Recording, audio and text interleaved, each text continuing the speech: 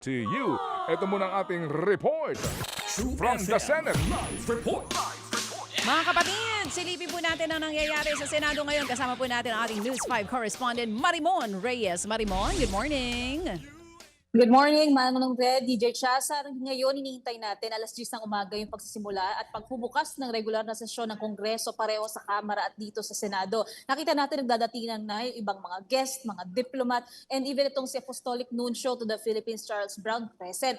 Ang sinasabi ng ilang mga senador, inaasahan daw nila na pwera dito sa pagbubukas ng sesyon sa State of the Nation address mismo ni Pangulong Bongbong Marcos, magkakaroon daw, for example, sabi ni Senate President Sherwin Gatchalian, may masasabi ang Pangulo na magpupush sa Congress na magpasa ng mga panukala para sa institutional reforms at para matulungan na makabangon muli itong ekonomiya ng bansa. May mga economists daw kasi, may mga analysts na nagsasabing mabagal ang usad ng progreso ng ekonomiya, plus dagdag na rin yung krisis daw sa Middle East na nakaapekto sa produktong petrolyo at yung affordability ng mga Pilipino dito. Samantala, sa ilang mga miyembro naman ng minority, for example, Senator Robin Padilla, ang naisip raw may continuation nitong usapin tungkol sa maanumalyang flood control projects, government projects. At si Senator Amy Marcos naman, presidential sister, naglabas siya ng maikling video kanina na nagsasabing alam naman na raw ng mga tao ang ibig sabihin ng State of the Nation Address o SONA. Pero ang tanong ng senadora, so ano na? At yan muna ang latest mula dito sa Senado. Balik sa inyo.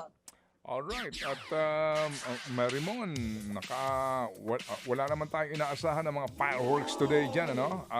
Pasabog? Meron na bang mga, kumbaga, membership ng mga komite na sinasabi kasi yun daw ang dahilan din kung bakit di pa nakakausap, halimbawa ang Blue Ribbon Committee. Tama yan. Yan yung mga ipo-formalize ngayon. Depende na lamang kung kumpleto na yung ipapasa ng minority at majority block. Ang mangyayari kasi sa pagbubukas nito, ang sabi dito ni Majority Leader Senator Vic Zubiri, ceremonial opening daw ng session. So aantabayanan natin kung meron silang mga panukalang isasalang agad sa session. Plus kung merong mga i-endorse na miyembro ng komite o kaya naman committee chairmanship para sa mga miyembro ng Senate Minority Bloc. Pero ang malinaw naman sa ngayon, wala munang impeachment trial. Bukas wala rin impeachment trial dahil kontrasona muna ng Kongreso at si Minority Leader Senator Alan Peter Cayetano naghahanda na rin siya ng kanyang talumpati at nagtatanong siya sa publiko kung ano yung nais na mga isyong kanyang matalakay. So Wednesday na ulit magpapatuloy ang impeachment trial mula alas 10 ng umaga hanggang alas 3 ng hapon. 4 p.m. onwards, session naman o plenaryo na ng Senado. Alright. Baka lang makasalubong mo si Senator Ping Lacson, pakisabi, Sir, pasilip nga nung picture. Yung sinasabi Yung niya, double. yung sa Double tagig billing. na... Double billing. Oo, yung picture na iisa lang ang picture ng accomplishment para sa dalawang proyekto at nakakubra na daw. Pakitanong nga sa kanya, sir, baka pwede daw masilip yung... Yung ba'y nakita mo na? Meron mo, hindi pa rin.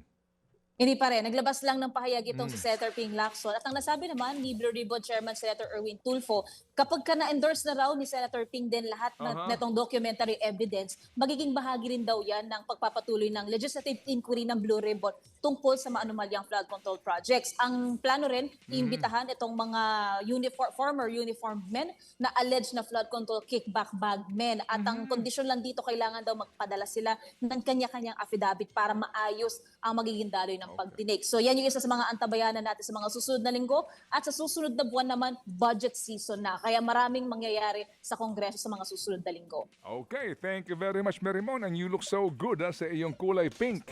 Bagay. Nakasuotan. Good morning and thank you very much. Thank Salamat. you, Marimon Reyes. Thank you.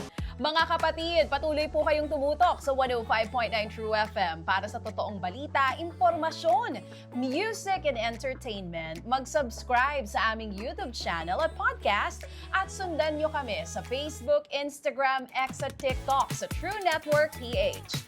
Bisitahin din po ang aming official website, truefm.ph. At panoorin din kami sa True TV Signal, Channel 19. Kami po ang 105.9 True FM. Laging true sa'yo, kapatid. Dito tayo sa totoo, tunay at tapat.